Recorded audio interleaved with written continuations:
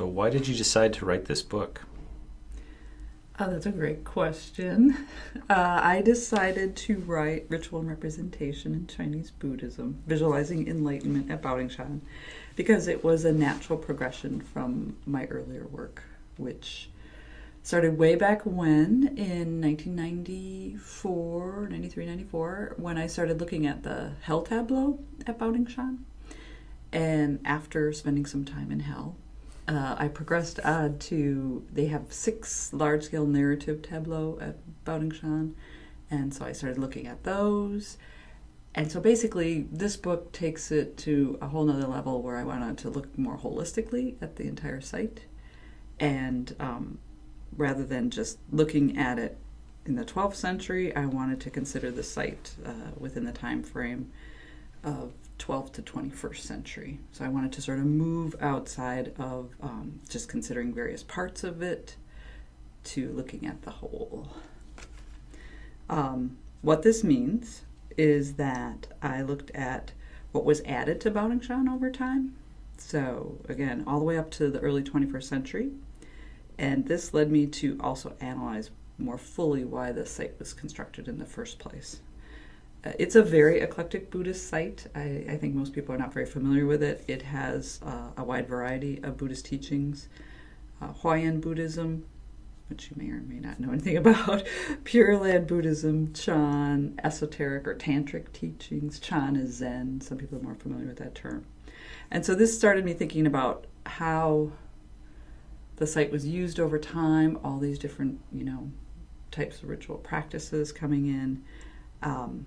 And then I also wanted to look at secular inscriptions at Baodingshan, because if you look at who was visiting the site, when, and potentially why they were visiting the site, you can learn a lot more about ritual practice and why the images look the way they do and why they are where they are. What do you hope your readers take away from your book? Well, I'm really hoping that readers start to reimagine not only Baodingshan, but also other sacred sites that have historically been studied on a very limited basis. And I would argue almost all sacred sites are really generally looked at in just a very discrete fashion, as opposed to sort of considered as evolving entities over time. And that's what I did with Baodingshan. I wanted to sort of show that it's not a static place, that people are coming, that they're using, and that the place itself is changing over time. And so that different people, lay people, clergy, even today's modern tourists are coming at it and they're getting different things from the site. I also chose to emphasize the idea of many differing approaches to enlightenment that you find at Baodingshan, because I think this highlights the diverse audience that the site's creators hope to attract and accommodate through putting all these different, the Huayan, the Chan or the Zen, the esoteric, putting them all together in one site, which is somewhat unusual.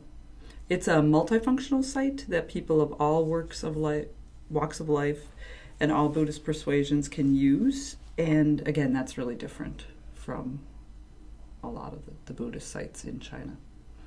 The other thing I really hope for is that educators will make use of not only this book, but also the accompanying website that I have created, since the website is sort of a virtual appendix to the book. I see the book is giving the social and historical context for Baodingshan, while in many ways the website sets up the physical context, allowing for a 3-dimensional interactive connection with Baodingshan, the place. And then the book sort of fleshes that out.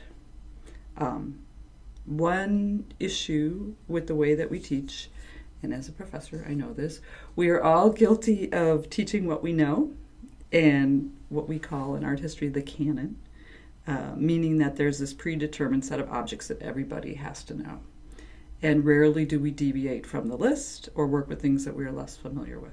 So on the website, I have shared materials for use in the classroom, and my goal with this is to make the site less daunting for people who really don't know much about Buddhism, maybe don't know that much about Chinese Buddhism, are interested in text and image, type of things. So that overall, this will make it more accessible for students, for teachers, and for visitors to Baodingshan. And again, my goal with this is really to make the site more approachable and make Buddhist art in general more approachable for people who aren't that familiar with, again, what seems to be a very exotic and complex entity. Baodingshan is a great place for learning about both Chinese society and Chinese religious practice because it is so multifaceted. So I encourage people to use both the book and the website and optimally use them together. So what other research do you believe is needed on this topic? There's always more research to be done on sites like Baodingshan. Again, Baodingshan is huge. It maybe it's really too much to even think about doing it in a single book. So much more could be done on the connection between Little Buddha Bend, Shaofawan, and Great Buddha Bend, or Dafawan, especially in terms of the imagery and numerous carved texts that are seen in Little Buddha Bend.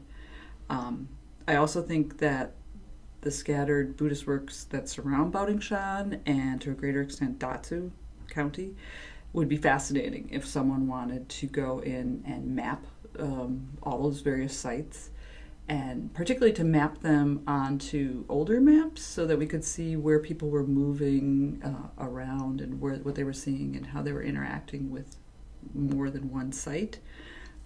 Because that's really difficult to see today. Yes, we can look at them on Google Earth or whatnot, but to see what the old patterns of movement were, the old roads versus today's highways and high-speed rail would be really fascinating, I think.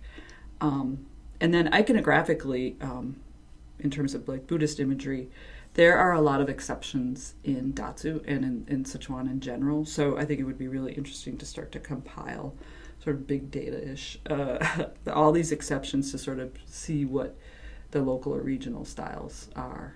And again, that's a labor of love because you really have to be pulling through a bunch of different things and mapping it all out. In the field of art history right now, we're moving away from the monolithic towards the many, looking more carefully at things in terms of breaking apart this notion that there is Chinese art or there's Japanese art and breaking these big entities down. And I think this is a really good thing for art history, and I think it's also a really good thing for Buddhist studies that now we're looking at text and image together as opposed to just looking at image over here and text over there.